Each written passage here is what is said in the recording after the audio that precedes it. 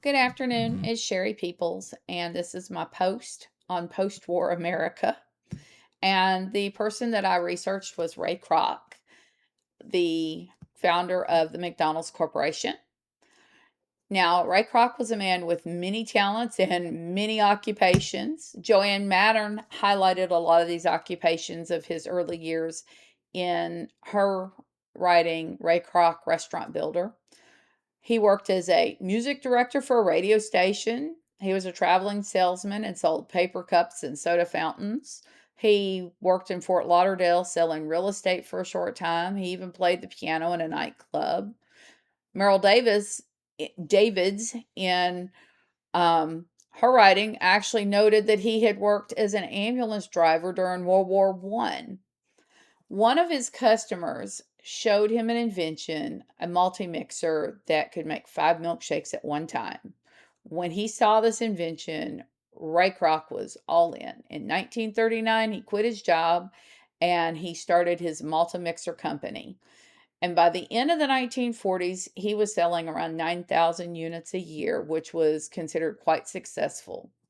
It was through that company that he met the McDonald's brothers in San Bernardino, California, and his life was changed through that interaction.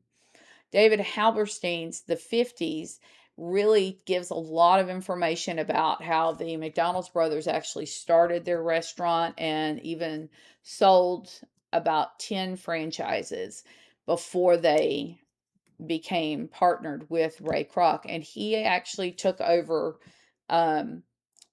managing their franchises because they didn't have a lot of time or interest in doing it. And so that is how they actually became partnered together.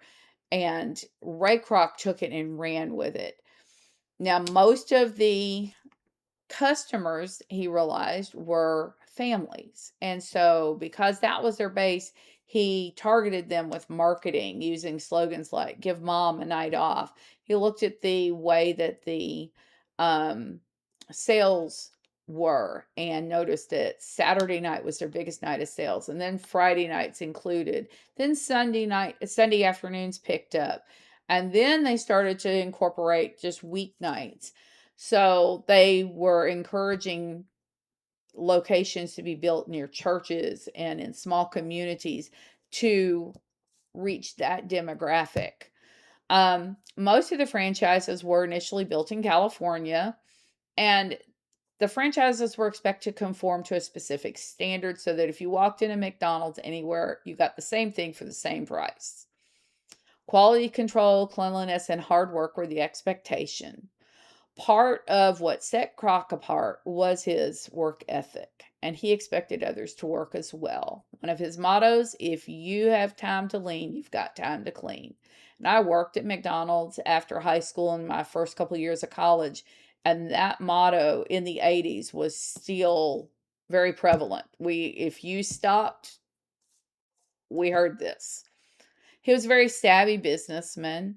In preparation for selling franchises, he developed a real estate leasing company with a longtime friend, establishing leasing policies for new franchises that would garner additional revenue for the McDonald's Corporation.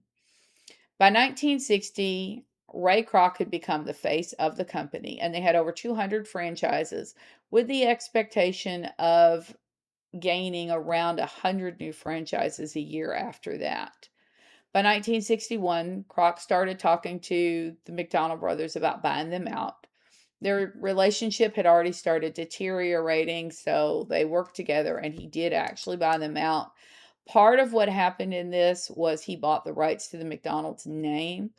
And it wasn't real amicable because he turned around and made them take their name off their own restaurant and then built a McDonald's restaurant around the corner. So that should tell you a little bit of how they parted.